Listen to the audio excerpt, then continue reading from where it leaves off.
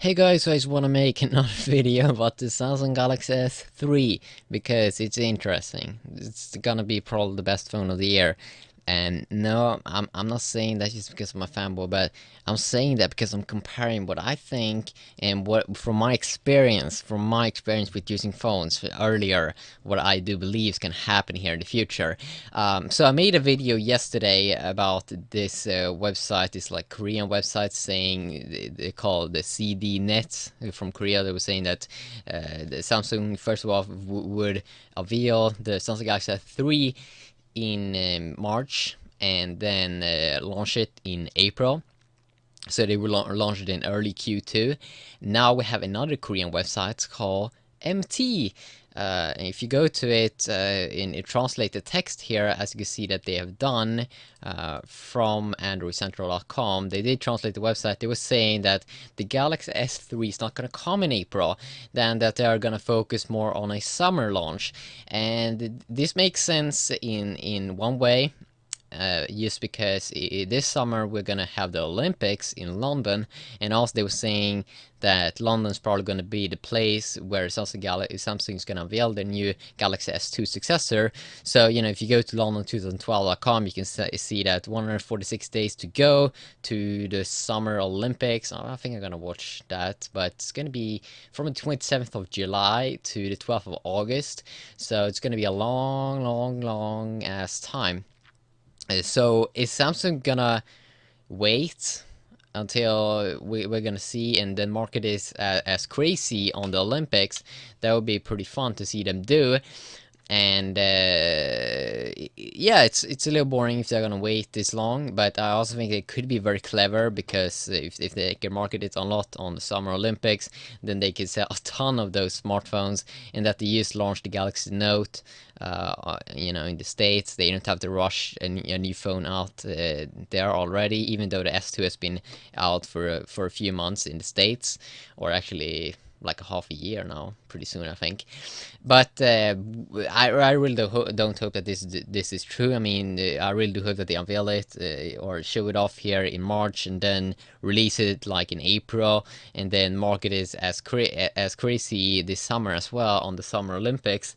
But also it will get its friend there, LG Optimus 4X. That seems that one's going to be launched around the May time frame. There in Q2 before July. And I think also that's a little disappointing. I mean, I want these products right now.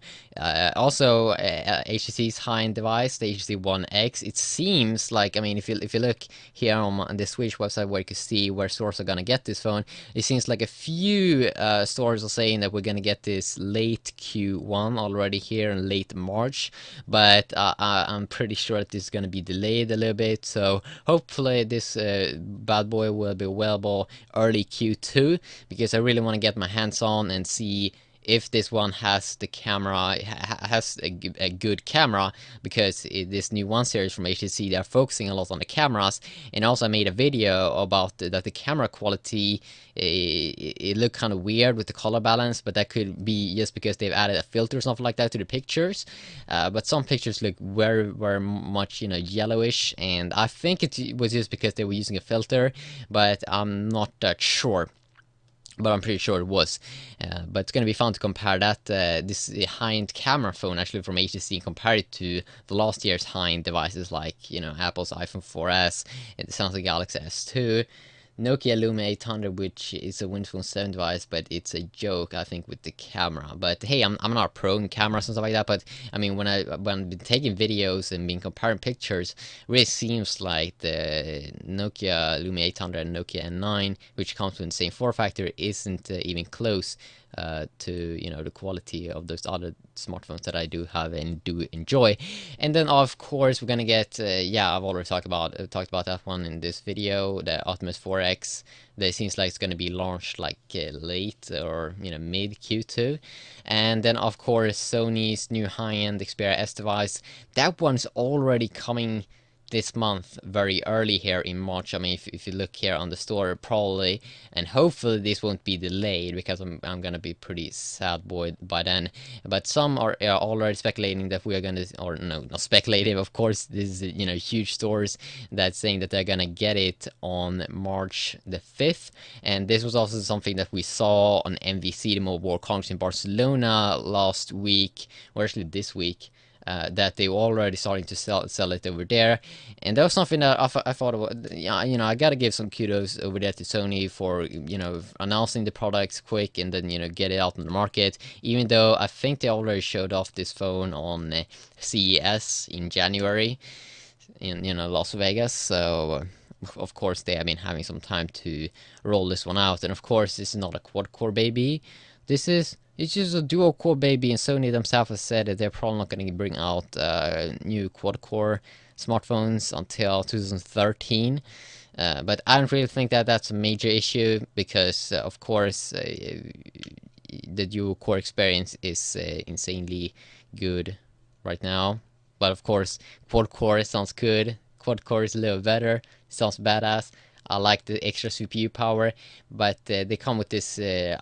Yeah, I just love to, you know, try out the screen, you know, to compare it to, against Super AMOLED and Apple's iPhone 4. It's gonna be fun.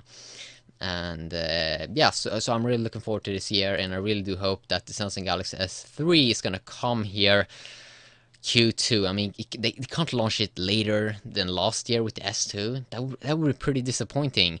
And also, I really do hope that Samsung is not waiting until they get carrier support from the States to, you know, I know that Tammy probably don't want to mess around with carriers in the States, but I mean, that's something that's pretty interesting in the States, that the carriers, I mean, in my country, when a new phone is launched, usually you can buy it and, you know, fix any carrier you want with it. But in the States, it feels like carriers are, yeah, feels scary. Yeah, see.